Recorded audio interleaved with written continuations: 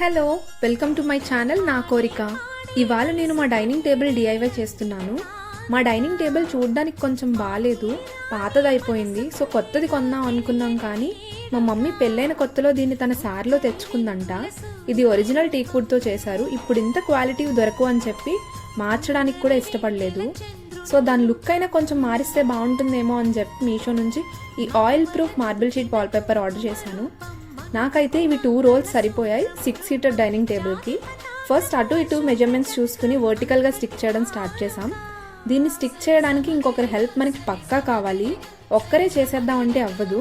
సరిగ్గా స్టిక్ చేయకపోతే bubbles form అయిపోతాయి. అప్పుడు చూడడానికి కూడా క్లమ్జీగా ఉంటుంది.